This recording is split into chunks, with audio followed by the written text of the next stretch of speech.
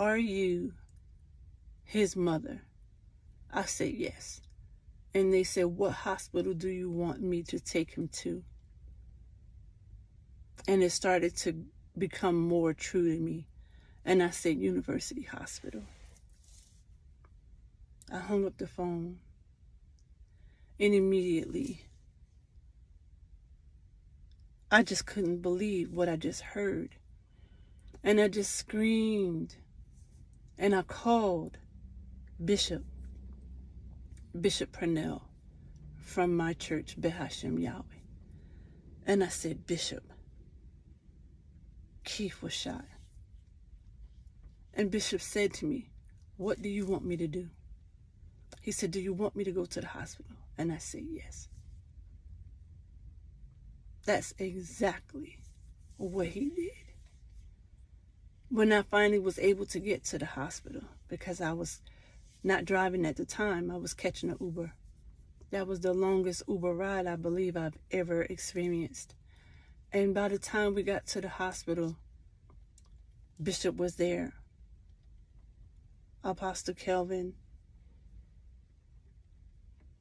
Minister Ron were there. And Minister LaJuan were there. And I just felt so much more comforted because they were there.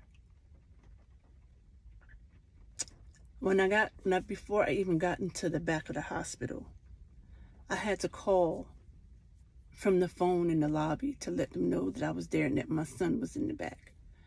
They came out to get me, to take me in the back and placed me into a room. And then they came to get me and they said, "You can come in the back." When I went in the back, they took me into the room where my son was. And I'm looking at my son lie there.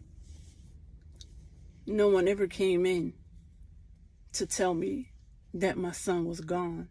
So I'm looking at my son and I'm not sure that my son was deceased. I didn't know. I had no idea.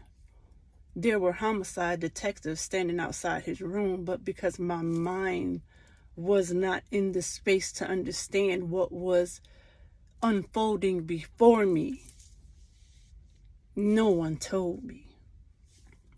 There was a nursing assistant in the room, and I'm asking him, I says, "Excuse me, but can you tell me how long my son was laying like this?"